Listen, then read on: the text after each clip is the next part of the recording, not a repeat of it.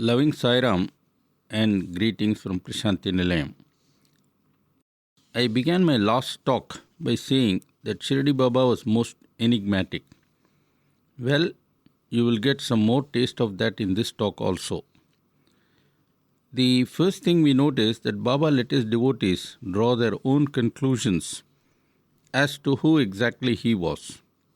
My impression is that in the beginning, Hemant Pant did not appear to take Shirdi Baba unconditionally as an avatar like Krishna and Rama, that is, as we do in the case of Swami.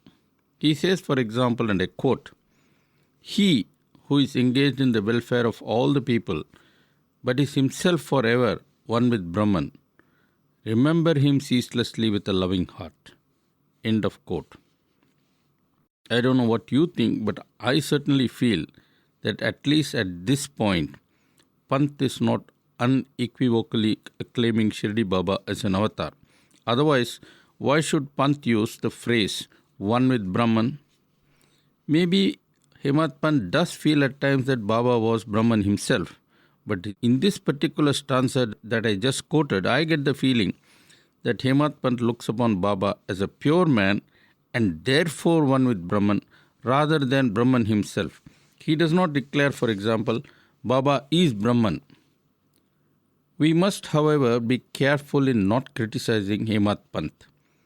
Our beloved Swami has, through his occasional declarations, left us no room for doubt as to who exactly he is. It is another matter that people are still given to doubts even about our Swami.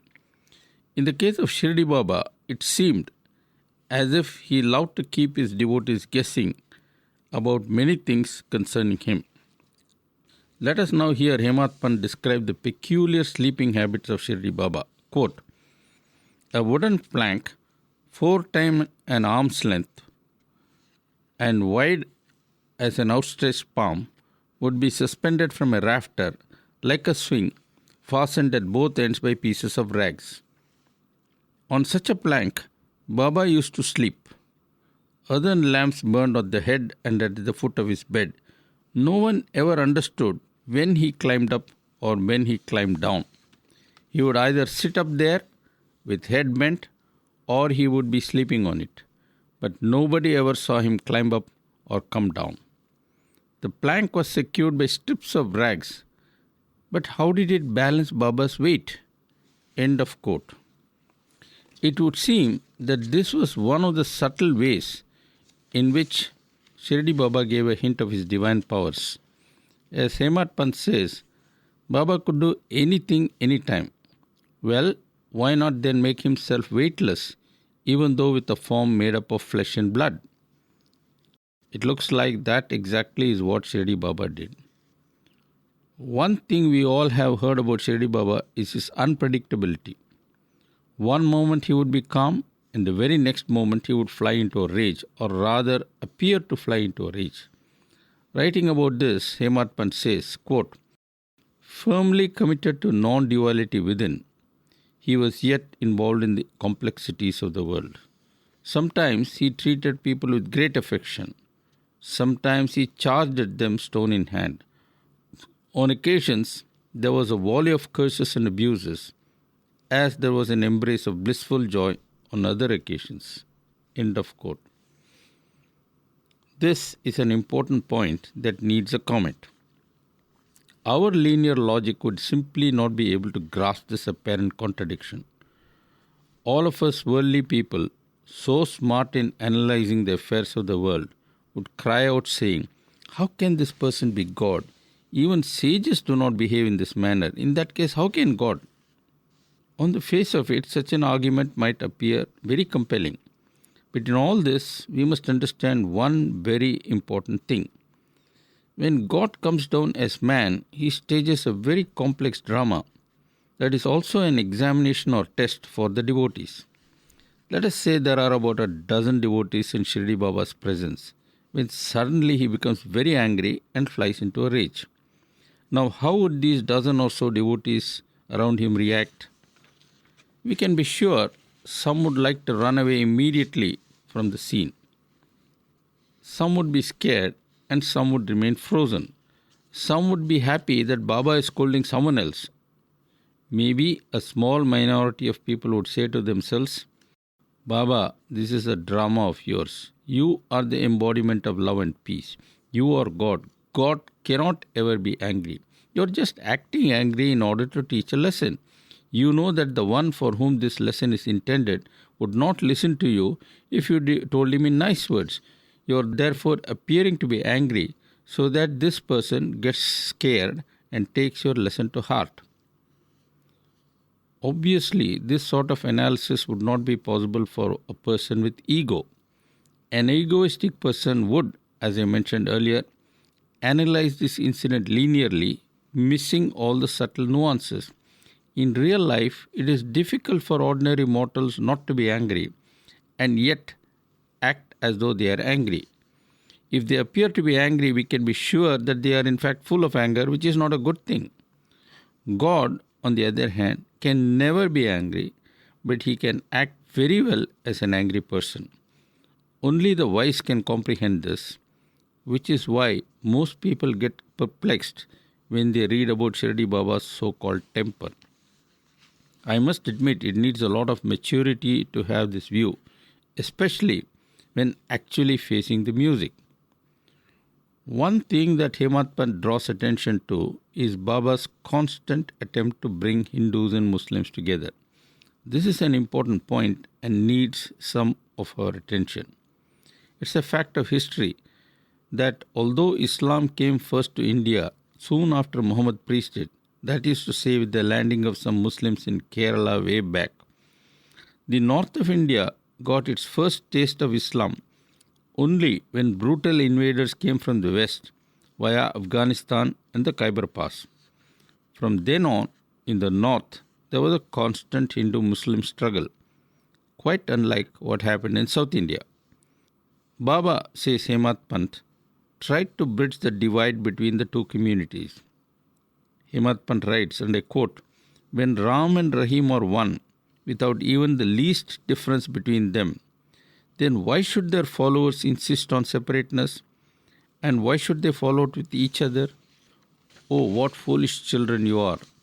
Let the ties of friendship bring Hindus and Muslims together. Let generous, benevolent thoughts take a firm root in your minds. Only then would you reach the shore beyond." End of quote. Having described how both Hindus and Muslims were the same to Baba, Hemant Pant then goes on to describe how Shirdi Baba steered devotees into the path of true worship. This is an important topic and we would do well to pay attention to what Pant has to say. The basic point is simply this. As Swami has told us many times, God is formless and is omnipresent. He is everywhere and there is nothing but God, as Swami often reminds us. And yet what happens? Almost invariably, devotees restrict Swami to his physical form only. This happened in the case of devotees of Shirdi Baba also, and Shirdi Baba did not approve of this. Why? For a very simple reason. Once one restricts the infinite and omnipresent God to a finite form, then one can get trapped in all kinds of delusions. One would try to please the finite God with material offerings, compete with others in offering more and what seems to be better, and so on. One might even try to put down others, try to be one jump ahead, and so on. Devotion soon slips into the background to be replaced by one-upmanship. Can that be called true devotion? This is not to say that Shirdi Baba disapproved the worship of the form. Of course, he understood very well that the starting point must be the worship of God with form. However, one cannot stay there forever. If one is wedded all the time to just the limited form, then such a person would tend to be narrow-minded and, failing to see God as the all-pervasive one, would be prone to jealousy, cunning, cheating others, etc. Thus, while encouraging the worship of the form in full measure, Shirdi Baba always took steps to push devotees towards the formless and the omnipresent aspect also. About this, Hemant Pant says, quote, "In innumerable ways did Baba try to bring to the devotees a comprehension of the formless one. according to the spiritual authority of each. He would make them sit apart or deny darshan for long periods. He would send one away from Shirdi, while another would be confined in solitude in Shirdi itself. Yet another would be restricted to the Vada and made to read sacred texts regularly, as prescribed by himself. The purpose of the whole exercise was that after such a deep study is pursued over the years, the longing for Baba's presence is an unmanifest form would intensify and his presence would be felt all the time. End of quote. This is a wonderful revelation, for we see a repeat of all this in the case of our beloved Swami also. No wonder though, for it is the same God and the same training manual. Here are now some passages that would make old-time devotees of Swami recall with nostalgia the old days. Over to Hemat Pant.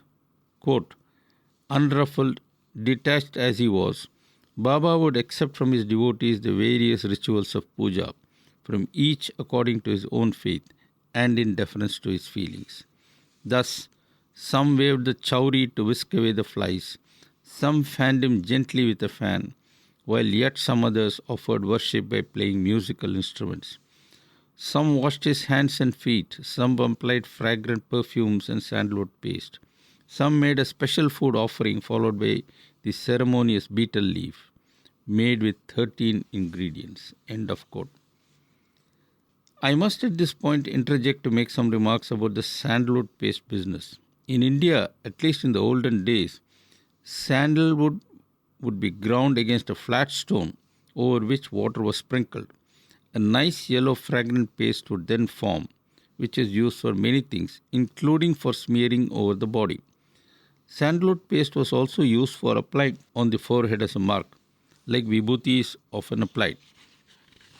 Let us now hear how one Pandit, without being aware of the rigid protocols of Shirdi, dared to make a sandalwood paste mark on Baba's forehead, a gesture which was accepted by Baba because of that Pandit's deep devotion. This is what Hemat Pant writes, quote, once and only once, Dr. Pandit, who was a friend of Sathya Sahib Nulkar, came to Shirdi to have Baba's darshan. The moment he put his foot into Shirdi, he at once went to the mosque and, making obeisance to Baba, sat down there for some moments to rest.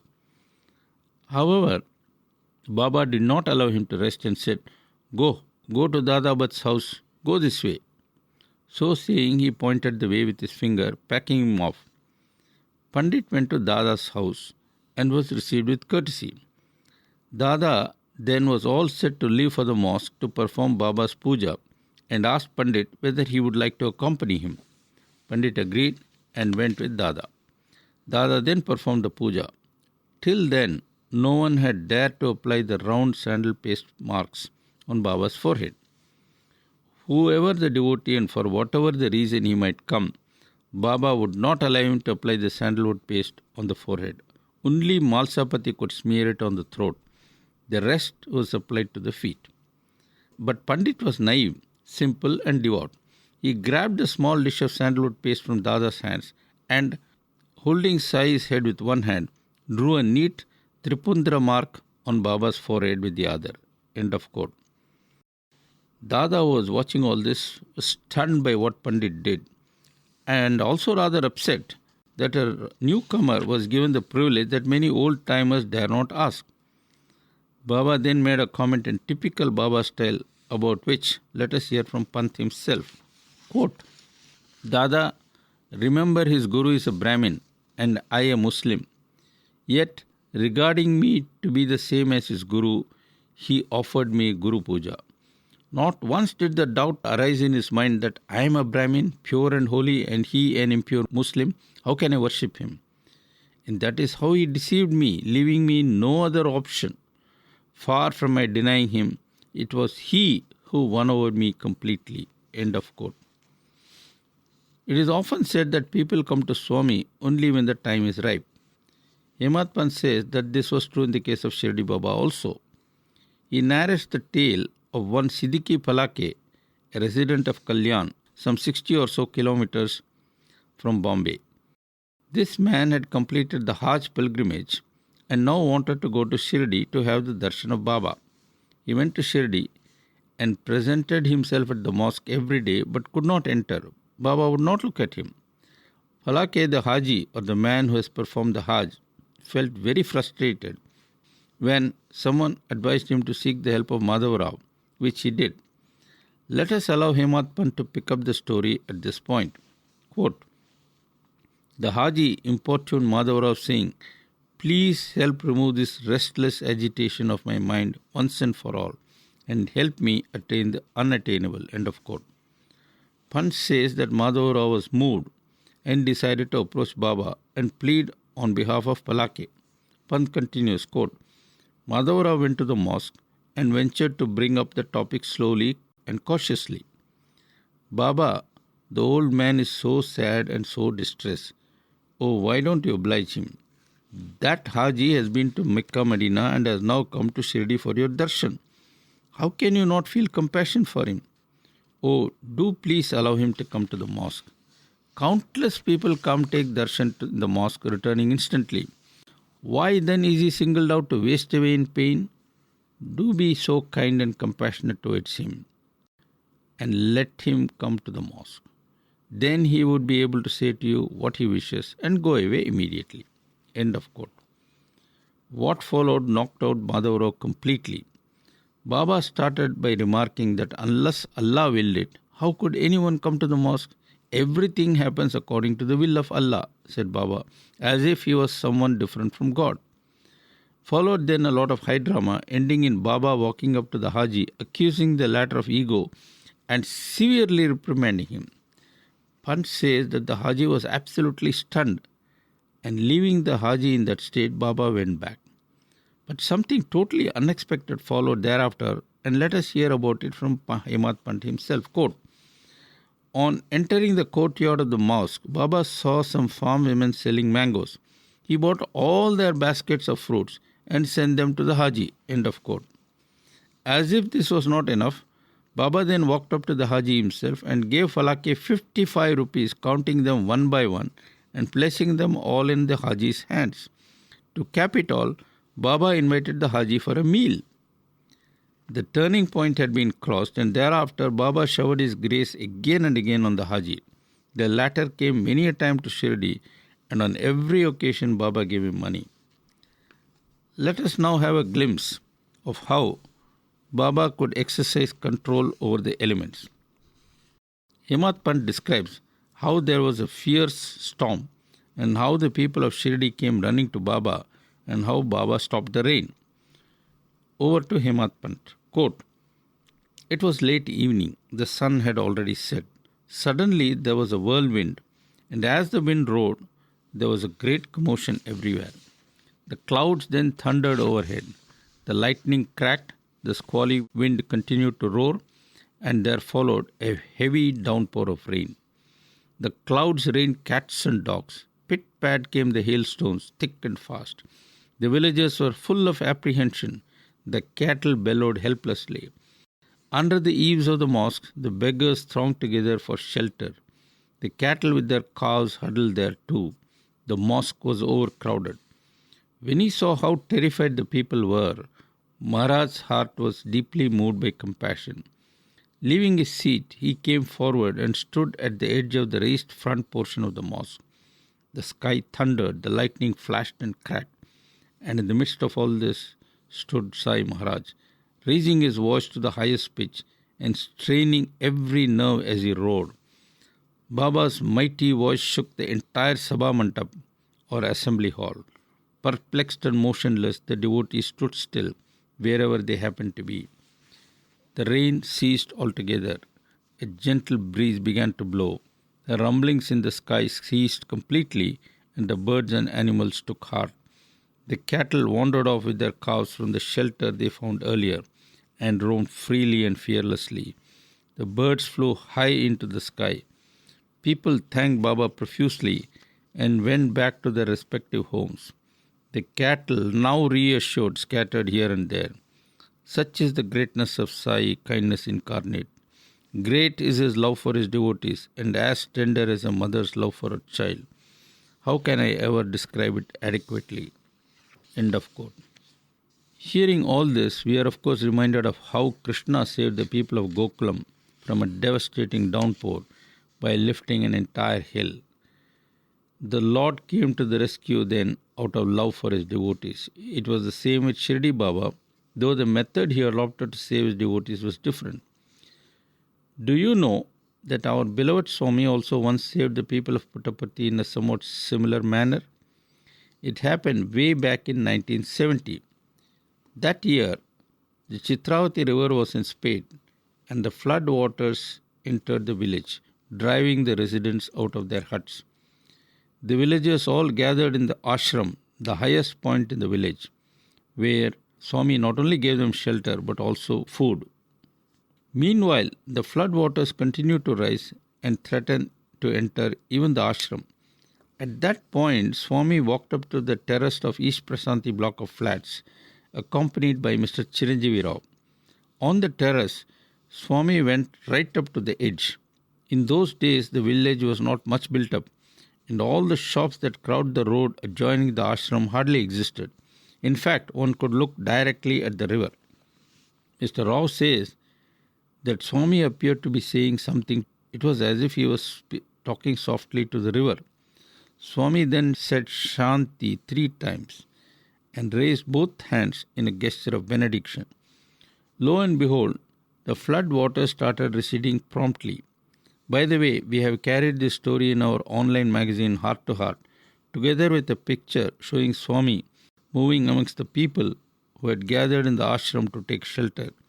Incidentally, the place where they are huddled now forms a part of the ladies' wing of Sai Kulwant Hall. Let us now hear Hemat Pant narrate a similar incident where Shirdi Baba controlled a raging fire. In the mosque, Baba used to have a fire that was kept burning non-stop. By the way, that fire is still burning to this day. One day, for some unknown reason, the fire got out of hand and became a huge blaze. Let us turn to Pant for the rest of the story. Quote, once, the fire in the Duni suddenly flared up at midday. At such a time, who had the courage to stand near it? The flames soared up in a tumultuous surge. The fire raged wildly as tongues of flames leapt up, touching the wooden planks in the ceiling. The mosque, it seemed, would be reduced to ashes in no time in this conflagration. Someone cried, "Hurry up, bring some water." Another said, "But who will pour the water? If you try to do so, the baton will come down heavily on you. Who will dare to come forward?" Their minds were all agitated and impatient, but none had the courage to ask. Then Baba himself stirred restlessly and put his hand to the baton. Looking at the blazing fire, he took the baton in hand and struck blow upon blow upon blow on the ground, saying, "Move, move back, go away." With every stroke, the flame began to cover, losing its fierceness. Gradually, the Duni became calm. People too lost their fear. Such is this Sai, the greatest among saints, an incarnation of God himself, who will place his hand of benediction on your head as you place it on his feet in total surrender. End of quote. I would like to call your particular attention to the words used by Pant in the last stanza. On the one hand, he refers to Baba as the greatest among saints, and on the other, he hails Baba as an incarnation of God. Many decades ago, when Swami went to Venkatagiri for the first time, the Vedic scholars there asked him a question. In those days, Swami was not well known to the world, much less to Vedic scholars. So they asked Baba, "What is the difference between you and the saints?" Swami gave a terse response accompanied by a telling gesture with the hands. Essentially, this is what he said. Saints are ordinary humans who are on their way to discovering their identity with the divine. I, on the other hand, am the divine coming down to the level of the humans. In other words, what Swami was saying are, saints are trying to ascend to the level of the divine.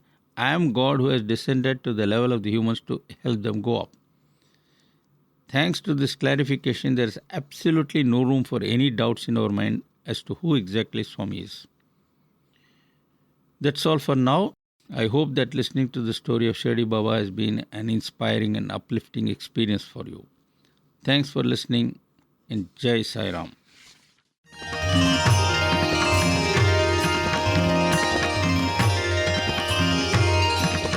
कर्म भक्ती ज्ञान बाजारी आम्हाल, money जो वाटेल तोची घ्यावा, तिघांची किंमत एक आहे जाणा, फळही तिघांना एकची हो, भावरूपी द्रव्य पाहिजे तयासी, साई सद्गुरुसी तुझे न लगे, गणू म्हणे भाव नाणे जयापाशी, गणू म्हणे भाव नाणे जयापाशी, त्याने बाजाराशी येथे जावे,